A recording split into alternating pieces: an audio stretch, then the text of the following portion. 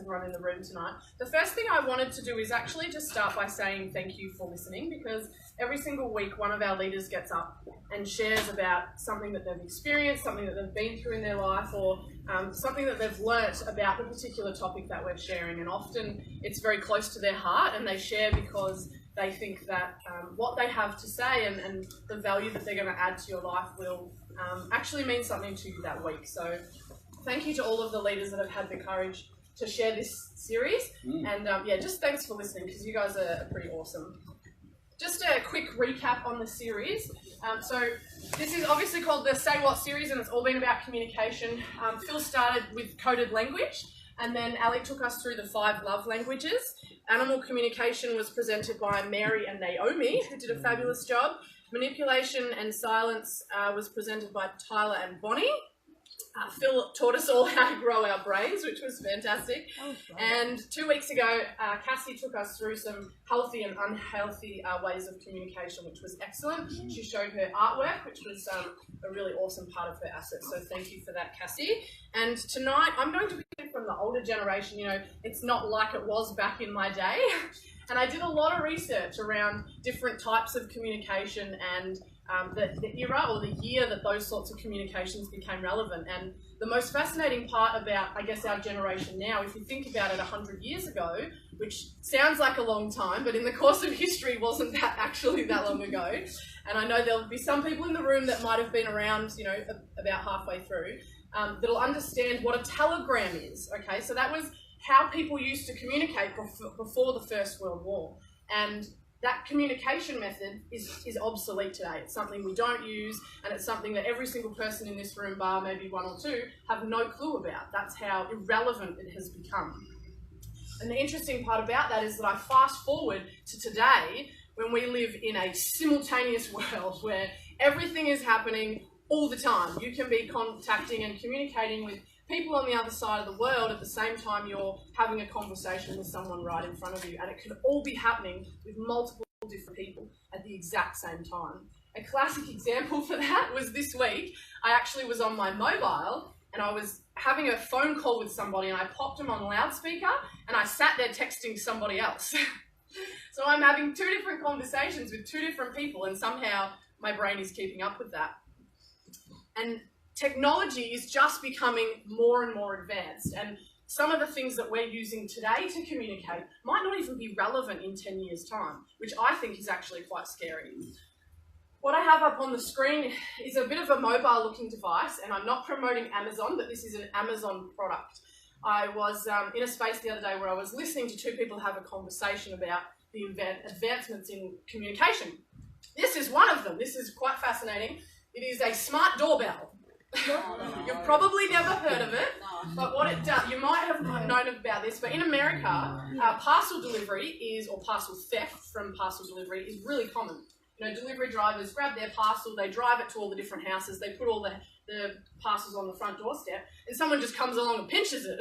It's a massive thing. And so Amazon have come up with this brilliant piece of technology that is a smart system built into the doorbell and the lock of your home that is connected to your mobile, right? So you can be in a completely different location. You could probably be overseas. I don't know how far this range works, but you could be a long way away from your home. And a delivery man turns up at your front door, he presses the doorbell, the little face cam scans his face, sends an image to your phone, wherever you are, and you can press a button that says, open the door. Wouldn't it say someone took the parcel? Oh, that would really scare me if I had that system in place, because I think about the privacy ramifications of that. But this is something that the delivery system in America is using every single day, and it is saving thousands and thousands of people from losing their parcels. I don't know how much else they're stealing while they're in the house. It's obviously a common system and it's working, but that's how advanced communication is becoming. When I think about my communication personally, I think back to, let's say, 10 years ago. My communication was probably pretty poor, if I'm honest. You know, over the years I've learned from people. People have had conversations with me and said maybe that's not the best form of communication, or, you know, they've given me advice, and I've learned a lot of lessons along the way. One of the things that I have learned, which sounds a bit funny, but I absolutely love it, is that communication is like apples and oranges. Same but different. I don't know if you guys find yourself in similar situations, but there are so many times where I'm having a conversation with someone, we're saying the exact same thing, but we're using completely different language to say it. And I get really frustrated and the other person gets frustrated and we end up in like a little beef about it because we can't understand one another. And that's one of the major things that we use communication for, is to be understood.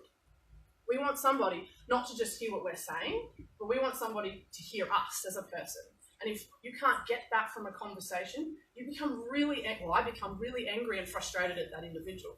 But then what I realise is they're actually on my side and I'm on theirs, and we're actually trying to get to the same resolution, but we just use different words because we might be different ages or come from a different background, so we've created a different language.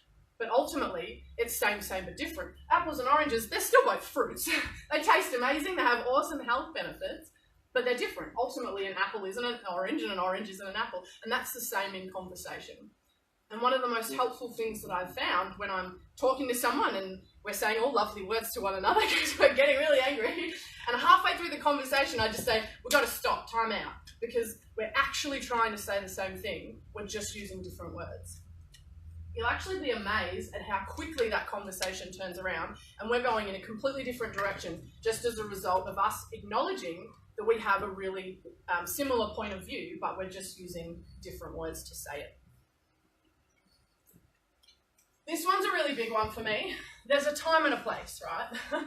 There is. And sometimes we don't know when and where to say things and how to say them to certain people about certain topics. I totally get that.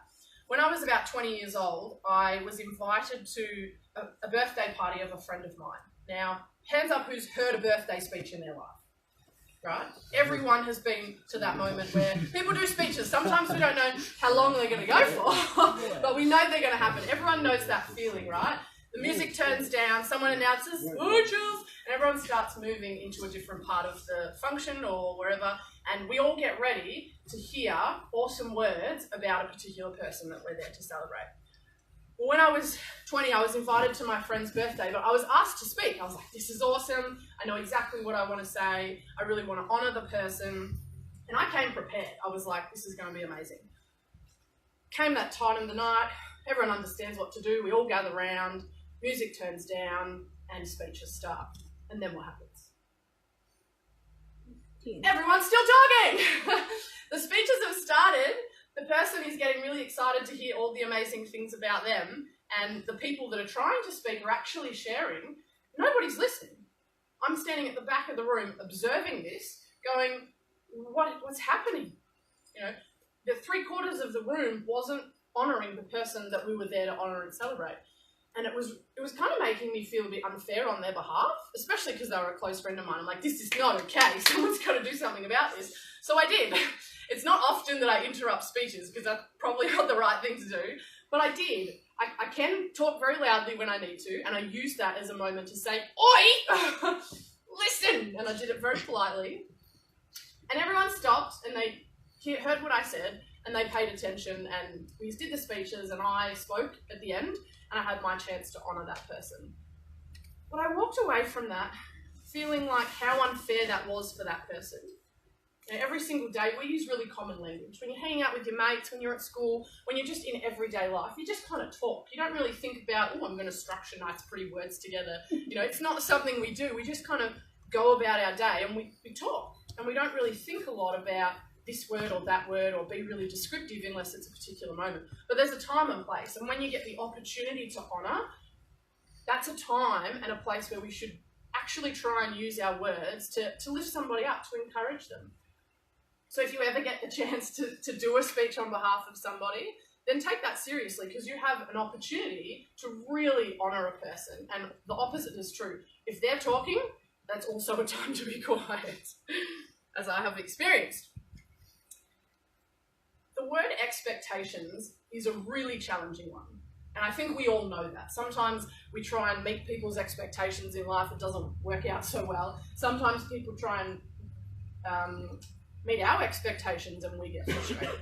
When you combine the word expectations and communication, you have an even bigger problem, because communication is actually quite difficult. For anyone that says to me, communication's easy, they're lying, because it's actually quite hard. It's really hard to get that balance between how much, too little, and just right. To actually find that balance in between, I'm going to talk lots and lots and lots and lots, which is probably my side, or I'm not going to talk at all, I'm going to be really quiet. That kind of balance in between, where you're understanding how much communication to give or receive, is a really challenging one. I'm going to go down the over-the-top side, because that's probably where I live. I communicate a lot. I tend to be an over-communicator.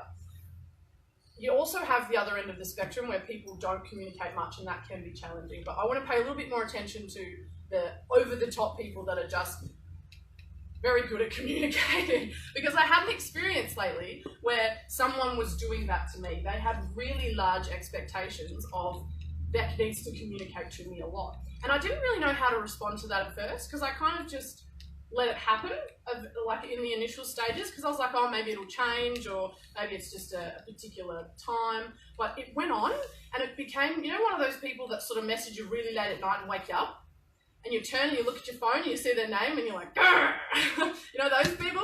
Or like they wake you up before your alarm goes off and you're like, I seriously have another 15 minutes of sleep, what are you doing? Those people, I was having one of those experiences and I wasn't quite sure what to do with it.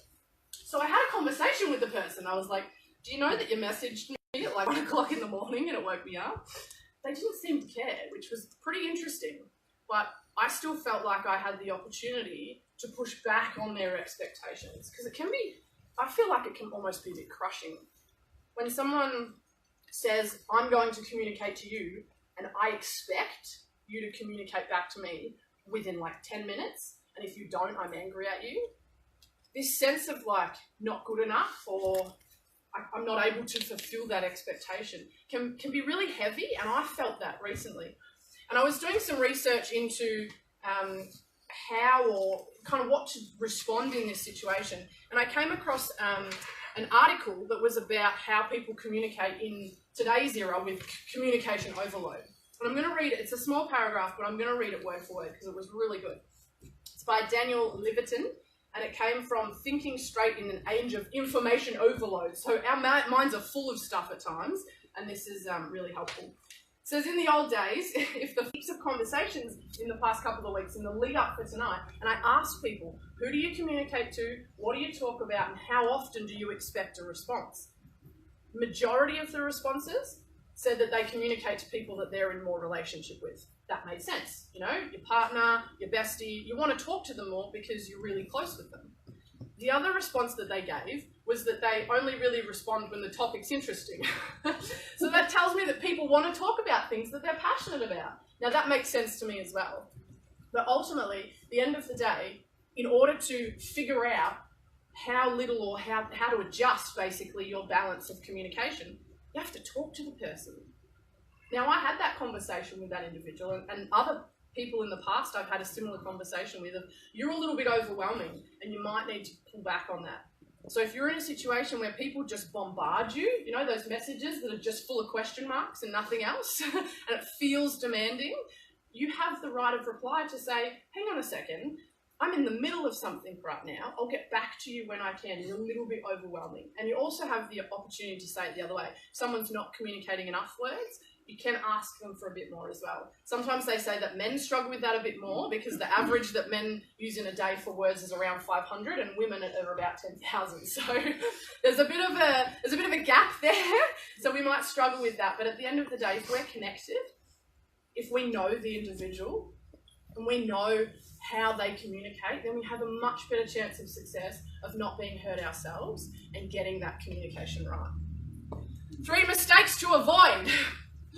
Having a private conversation publicly for the world to see. Don't do it, it's really bad. I was at a cafe the other day, got my lunch, sat down at the table, and probably, let's say, 80 people in this big cafe, all eating lunch. Table on my left, conversation volume, louder and louder and louder. I'm thinking, seriously, the whole cafe can hear you.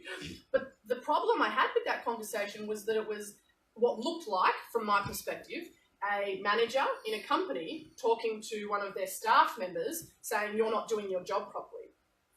And I could hear it. I could hear every single word of the conversation, and half the cafe could probably hear the same thing. Now, does that conversation need to be had with that employee? Probably. I would say yes. But is the cafe the right place to say it? No.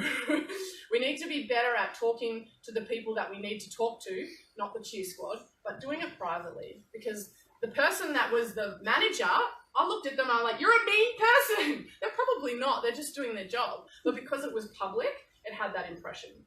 And the opposite for the person that was being talked down to, they felt like constantly they had to defend themselves from what I saw. And then they're just sitting there kind of like being shamed in front of all these other people. I don't think that's a situation I want to be in, and it's probably not a situation any of us want to be in. Mistake number 2, the mother of all assumptions. Assumptions are very scary. And when you make them, they can be not that great, and they can also be catastrophic. My birthday was recently, and I wanted a particular thing. Thank you! I wanted a particular thing at my birthday, and I was out and about one day, I saw it, took down their details, messaged them on Facebook. I'm going to read you word for word, taking out some things for confidentiality, what I said to this person. Hi, I would like to inquire about having this particular thing at a function, and I used the word function, on this date, at this venue. Can you please indicate if it's available and how much it's going to cost? Pretty 2 basic questions, right? I'm asking about a function. Are you available? How much is it going to cost me? The fact that their response was longer than my screen told me that this isn't going to be a good example. Hi, Beck, smiley face. Firstly, congratulations to you and your fiancé on your engagement. I'm sure it's been exciting news to all your family and friends. What? What do you mean? I'm not engaged. What are you talking about? I didn't really know what to respond, so I kept reading. The next sentence was telling me how awesome they were. Great, don't really care at this point. How many awards we've won. Oh, look at us go. And wait, our service is pretty amazing. You should check out all our social links. The fact that you didn't even read my question, I don't even care anymore. I don't even want this stupid thing in my birthday. The funny part is, I had a bit of a chuckle at that one because I just it was a funny situation, but it reminded me that when we make an assumption, we accidentally can turn the dial up on frequency too much. We can put more importance on I need to respond to this and I need to respond to this now, that we can miss the entire point of the conversation. Did that person get my business? No. Heck no! You didn't even understand me. I asked 2 really simple questions. Everyone in the room can understand what I was asking. But they were too busy telling me about how awesome they were to realise that they just lost a sale. Mother of all assumptions can be very bad. And my favourite mistake of all, number 3, who doesn't like a bit of Jim Carrey? Facebook Messenger. Thinking you're the most important thing ever. I'm sorry, you're not. I love you, you're all amazing, but you're not the most important thing on the planet, okay? When you've sent a message to someone and they take longer than 3 minutes to reply and you can see that they've seen it, doesn't mean they have to respond. I open my messenger or I open my text message or I open emails and I have a look at the content. And I'm the kind of person that does a bit of a scale on whether or not it's a priority that I need to deal with like right now, whether it's a priority that I need to deal with in the next 24 hours, or whether it's not really a priority at all. Now, am I saying that person's not a priority? No. Yeah. I'm just saying that particular thing that they're asking for might not necessarily be a priority. I'm sure we've all had those times where we've seen that they've seen it and we get a little bit niggly on the inside and we're like, why aren't they responding? And I can really see you at that point going, all righty then! And he does a really good impression of that. I probably don't do so well, but that's okay. I love Gary. The challenge is about expectation. Ultimately, if you're sending a message to someone and you're presuming that it's a convenient time for them to talk to you, it might not be. They might be in the middle of something. I've had somebody send me a messenger, see that I've seen it, and ask me 10 minutes later why I haven't responded. Are you serious? You gave me 10 minutes. Do you know my schedule for the day? I've actually got a lot of really important meetings. It's not that you're not important, but I'm in meetings all day. I'm going to get back to that when I can. Now, that's not devaluing the person. That's actually prioritising and valuing the people I've already made a commitment to. Try not to get into the habit of expecting too much from people when you might not even expect that of yourself. This one's a really simple one. Communication is often seen as talking. Everybody just sees when we're communicating, we're talking. Just because you're saying the words doesn't mean someone's going to believe you unless you walk the walk. People do a lot of talking sometimes, and unless you back it up with your actions, then it's really, really hard for somebody to actually believe that you mean what you say. Yeah. I have a motorbike license. I got mine for the Postie Bike Challenge in the first year. I went out and bought a beautiful little postie bike, and I love it. I also have a road bike, and I really enjoy riding. And there's a couple of people in the room that also have motorbike licenses and will understand, how cool that is to drive and ride a bike. One of the other things that I really love to do is be a passenger. Sounds funny, but you actually get to take more in because you don't have the responsibility of keeping the bike upright. You can pay attention to the scenery. So I'm often sort of on the back, just kind of la-di-da, looking at all the pretty things, because I can. I don't have to concentrate on traffic, not running into us and all that sort of stuff. I wear a fluorescent pink high-vis vest just so cars can see me. Sometimes they still can't see me, but oh my goodness, it's like an extra precaution that I take. Often when I'm riding, I'm the person to look 100 meters down the road. Even though I'm on the back, I predict what's going to happen. If I see a car that kind of slightly veers towards the lane, I think we're going to crash. If we're going to go around a corner, I can see it coming and I start leaning. Just so if you don't know, when you're going around a corner, you lean with the bike, not against it. A lot of people go the opposite way. You're probably going to fall over at that point. Go with the corner. It's counterintuitive, but you got to go with the corner or you're falling over. Often I can lean before we're even in the corner. I don't know why. I predict things and then I do them before they even happen. One of the things that I've learned to do recently, which actually lowers my anxiety a little bit when I'm not in control of where we're going, is I close my eyes. I know, I'm not on the front, so I can close my eyes, right? I don't have to steer, but I close my eyes. And instead of watching what the traffic is doing, and instead of trying to figure out whether or not I should be leaning this way or that way, I just close my eyes. And I allow, by the way, it's really hard to communicate when you're on a bike. So much noise, you can't even talk to the person in front of you. So there's not a lot of communication options anyway. But when I close my eyes, I allow the bike to tell me what to do. When I'm getting a bit overwhelmed with predicting things, I just sit back, relax, and I close my eyes. And as the bike leans to the left, so do I. And as the bike leans to the right, so do I. And I'm not held back by what I see because I feel it instead. Even when we go faster or slow down, I can adjust my body and put more pressure or less pressure on the pedals as a result of what the bike is doing. And I feel that. When it comes to communication, often it's felt, not just heard. When you're in a conversation with someone and you're talking, they might be listening to the words that you're saying, but they're also feeling what kind of space you're in. They're interpreting your body language. Are you smiling? Do you have a good facial expression? Are you being engaging as a person, or are you just sort of sitting there with your arms crossed and your legs crossed and you're just not interested? You're being read as a person when you're in the middle of a conversation, because communication is felt. It's not just heard. In the packs tonight, what I would love for you guys to do is actually just pick one. There was a lot in tonight. I talked about apples and oranges, I talked about expectations, I talked about Jim Carrey. Pick one of the things that make sense for you. And I know that lots of pack leaders have other activities that they want to get through in their groups, which is totally cool. But if you can just take a couple of minutes in the packs just to pick that one thing that makes sense to you, because this week, that's the one thing that you probably need to spend some time looking at and trying to apply, because all of the others might not be as important as that one is for you. So thank you for listening and have an awesome time in your packs. Yeah. 3, 2, 1, let's jam.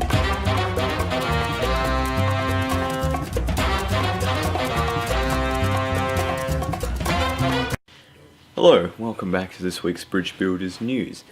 This week we're going to be talking about a fair few things we've got coming up. We've got several events, some which are a lot further down the line than the next few months, but good to know about. You can keep them, put them in a diary, maybe sign up for helping them or running. Yeah, running, that'll make sense after running in one of the events. So, without any further ado, let me pass over to Beck to tell you a bit more about some of them. Thanks for the intro, Tyler. Another exciting thing that we have coming up for this week's news is Run for the Young, which is an event that is happening obviously in November, but you can actually sign up to run or even promote that out to your friends that you know that are runners. So there's lots of things happening on the Facebook and the Instagram, and you can support Run for the Young by letting people know about it and starting to promote it, because entries are open and we already have 25 people, including someone from New York that is coming. So very, very exciting. The second update is for WBAB, so thank you so much for all of the new members that joined us in the WBAB membership session this evening. Congratulations, you are now members and we're really pumped to have you on board. And the third update is for the Bridge Builders app. So I'm actually going to show you the Bridge Builders app because one of our team members has been busy making sure that everything's updated in our events section. So you can see every single event for the rest of the year in the section of our app called Events, which is really exciting. So all of the social days for Mondays, all of our events, all of our calendar for the rest of the year for the events. You can jump onto our app, download it in the Apple Store or the Android Store, click on the events, and you can actually click going on the app, which is really exciting. So if you want some more details, check out the app, make sure you download it and stay up to date with all things Bridge Builders. Thank you, Beck, for those 3 things that you've just passed that information forward on to the rest of us. But now here's another one of our events coming up. This one's called the Business Breakfast. You may have heard about it before, you may not have heard about it before. Either way, if you want to find out more, you can head on to our website, which I'll put here, hopefully above my hands if I can edit correctly. And here are the details for this one. It's going to be Thursday the 24th of May at the Dorset Gardens Hotel, 6:45am to 8:30. Our guest speaker is going to be Gavin Smith, the chair and president of Bosch Australia. He'll be giving us a talk about the Internet of Things. Now, if you don't know what that phrase means, look it up because there's probably far too much text. I can't put it all on the screen for you all to read at once. Anyway, so that's one of our events coming up. It'll be $65 per person or a table of 4 for $480. If it sounds even vaguely interested to you, talk to one of the leaders here. They'll know what's going on, or if they don't, they'll pass you on to someone who does. Now I'll pass back over to Beck. Well, next week is very, very exciting for our Monday night program. We have Tribal Wars on again, which is a Mexican fiesta, hence why I've got my awesomely awesome poncho on that's kind of Mexican coloured. Make sure you come along dressed in the best Mexican theme you can think of, and enjoy the night. For anyone that hasn't been to Tribal Wars before, it is a lot of fun. Obviously, you get to win points for your tribe. Go Warriors! Calvin will be there. He will probably try and lick my face. It's a fantastic night. Make sure you get along. The team have put a whole lot of work into the Mexican theme and also all of the games, so get along for a very exciting night for our Mexican fiesta. So tonight marks the end of our Say What series. This has been about an 8-9 week long series. Hope you all managed to get something out of it. It's been a pretty good series. I've enjoyed every part of it, been able to get something out of every night. Now, if you either missed tonight or you weren't paying attention because you were distracted for whatever reason, feel free to visit our YouTube channel, which is also displayed above my hands, if the last one was edited right. And there you'll be able to see there's a nice little playlist all created there. It's got each week, it's all nicely named and labelled and easy to find, provided you know how to use YouTube. Anyway, so that's the last part of that series, and as Beck was saying, we have Tribal Wars next week, so everybody get nice and hyped for that. I'm sure she already hyped you up for that. But now, there's a new series coming up after Tribal Wars. It's a 5 or so week long series, so you'll have to stay tuned and come each Monday night to figure out what that is and how it can affect you and help you in your life. Anyway, let's move on to something else. 5-cent campaign. So I'm sure you've all heard about this before. Let me grab this one I prepared earlier. The bucket I prepared earlier, as you can see, 5-cent campaign. Wishing young people well. Wishing well, you throw coins in the well, throw coins in the bucket. Now, so far we have this many coins, which is equivalent to this many dollars. Now we will be having another collection day coming up soon, so keep your eyes and ears out for that. And that about wraps it up for the news for this week. So it's all made sense and everything was good, and you got all the information you needed, and I will see you in the room tonight. Bye. The Gardens Hotel, 6:45am to 8:30am. We're having a guest speaker. His name's Gavin Bosch. He's the president and chair of Bosch. No, he's not Gavin Bosch.